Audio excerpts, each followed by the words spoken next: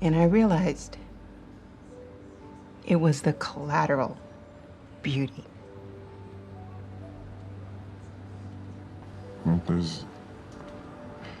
There's no such thing as collateral beauty. There is, Howard. Collateral beauty. What is it? Do you believe in it? Join us in our latest Cinephile episode to find out, and be sure to visit our FUNDAY website for more.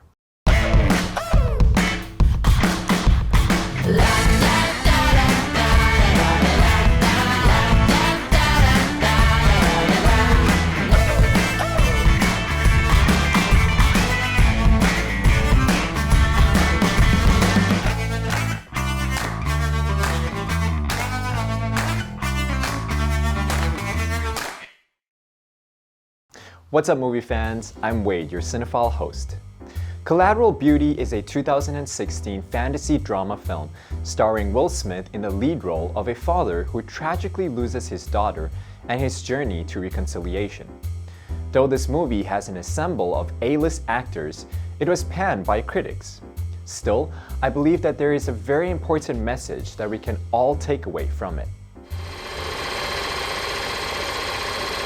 Love, time, death. Now, these three abstractions connect every single human being on earth. Everything that we covet, everything that we fear not having, everything that we ultimately end up buying is because at the end of the day, we long for love, we wish we had more time, and we fear death. The story begins with successful advertising executive Howard Inlet.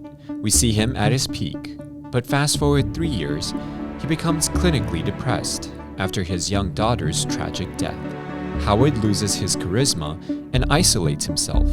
Howard's estranged friends and business partners, Whit, Claire, and Simon, fear for his health as well as their company's future, as his behavior has cost them numerous high-profile clients and left them on the verge of bankruptcy. As the majority shareholder, Howard has also undermined their efforts to sell the company. Unsure how else to get through to him, the trio revert to hiring a private investigator, Sally Price, to acquire evidence that Howard is unfit to run the company, which will then allow them to take control. Sally intercepts and presents the letters written by Howard to the group. Yeah. So 3 letters. Who are they to? Oh, not who. What do you mean? Howard doesn't write letters to people. He writes to things. What kind of things? Time. Love. Death. The 3 abstractions. Time. They say you heal all wounds, but they don't talk about how you destroy all that's good in the world, how you turn beauty into ash. Well, you're nothing more than petrified wood to me. You're a dead tissue that won't decompose. You're nothing. One day, Wood comes up with a wild idea and convinces the others to join him in hiring a trio of supposedly struggling actors. Amy, whom Wood had bumped into before, along with Rafi and Bridget, to masquerade as the abstract love, time, and death, respectively, in order to confront and help Howard deal with the contents of his letters. Additionally, they'd get Sally to record these encounters and then digitally erase the actors to make Howard appear mentally unbalanced, enabling them to sell the company. When asked about their motives, Claire explains their concern for Howard. So you want us to manipulate this guy's pain so that what? What, you cash out? You make a lot of money? No. It sounds good when you put it that way. It's a lot more complicated than that. Is it? We love this man. And he's not just a boss, he's a friend. Howard is a brilliant, creative, charismatic guy who used to be fearless, used to love life, and right now he hates it. In preparation for their roles, Bridget, Rafi, and Amy spend time with Simon, Claire, and Whit, who are going through personal problems of their own. Simon is secretly battling cancer. Whit is struggling to connect with his preteen daughter, Allison, after cheating on her mother. And Claire is looking for a sperm donor to conceive a child after neglecting her private life for years. After his encounter with love, time, and death, Howard attends a grief support group where he befriends a woman named Madeline, who has lost her own daughter, Olivia, to cancer, which led to the end of her marriage. Howard later confides in Madeline, and she shows him a note from her husband. "If only we could be strangers again." She then says, "And now we are." Howard also tells her about his recent conversations with death, time, and love. Madeline tells him that on the day Olivia died, an old woman at the hospital had told her to notice the collateral beauty. About a year later, something started to happen to me, you know? I would be walking or on the subway or whatever, and I would just burst into tears. But these weren't Olivia tears. These were tears born from something else, from this kind of profound connection to everything. And I realized it was the collateral beauty.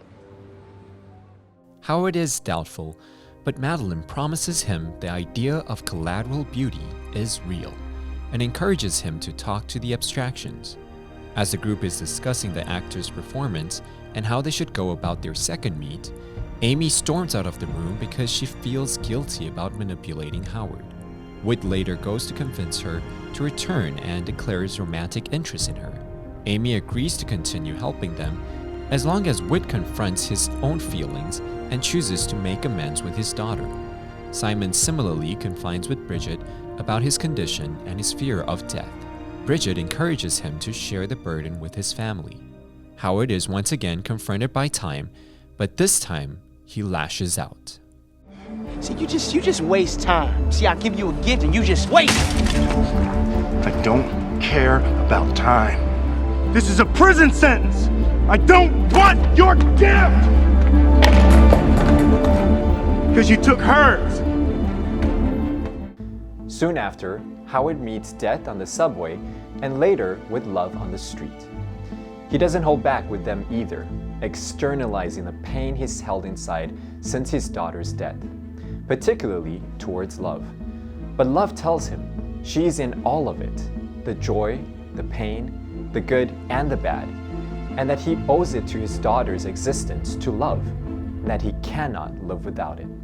The next day, Howard attends a meeting with his company's board of directors in which footage of the incidents with the actors digitally removed is shown. Howard realizes his mental states and behavior are ruining the company and soon voices his gratitude for all that his friends have done for him. He then makes it known that he hasn't stopped caring for each of them and their personal struggles. You don't need her permission to be her father.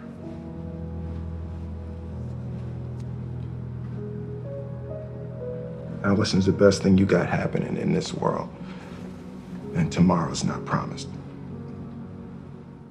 Right after that, he signs the documents that enable the sale of the agency. Simon finally tells his wife about his health condition. Claire meets with Raffi, and he encourages her, saying that she'll be a good mother someday. Whit visits Allison at school, and though she was cold towards him at first, his persistence in wanting to see her caused her to warm up to him. On Christmas Eve, Howard visits Madeline, and she persuades him to watch a video of her husband playing with their daughter. Faster, Daddy, faster!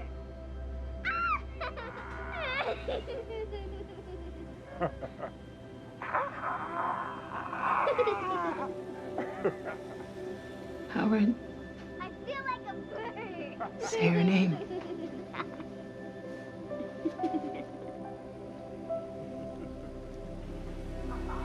What was her name? Olivia.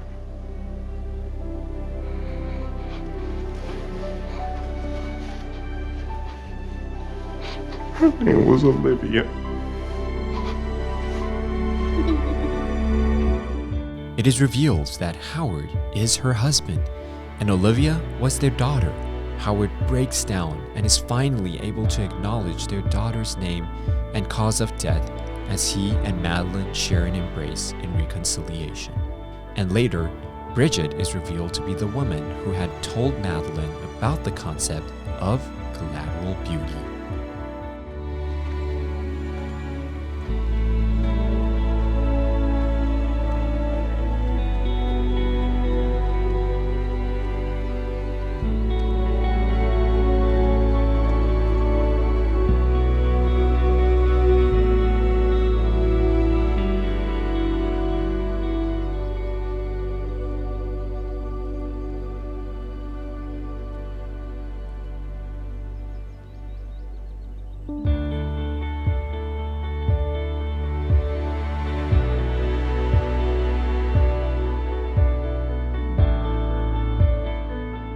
A very heartfelt story.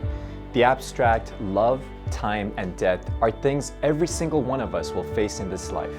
How we choose to face it is what I believe the movie was trying to convey. The very idea of collateral beauty is that no matter how dark or how difficult the time is, there is something beautiful that is happening right there. 接下来 Ruby 要揭晓今天电影迷最美好的安排 Collateral Beauty 要教我们些什么。Well, before we begin, can I just say what an amazing cast? Yes, I found the title of this movie pretty interesting too. Collateral Beauty? Yes. Collateral means 附带的. We often see it associated with damage, 表示附带伤害. Oh yes, and here collateral beauty is describing the beauty within a tragedy. Exactly. It's an example of oxymoron. Oxyhuron? 是矛盾修辞法, a combination of words that have opposite or very different meanings. Oh, like bittersweet. Yes. Virtual reality can also be considered one. Wow, Ruby, you're awfully insightful. Well, I'm glad that you didn't stop at awful. Yeah. Well, I'm Wade. I'm Ruby. I hope you've learned something useful in this episode of Cinephile as I did. You can find more on the FUNDAY website. Let's make every day a fun day. That was the worst thing I've ever done. Well, that was the best thing I've ever done. What was that thing you said about Einstein in there? Einstein called time a stubbornly persistent illusion. What's that even mean? Time doesn't go from January to December or from noon to midnight. You know, we all just make it that way in our heads.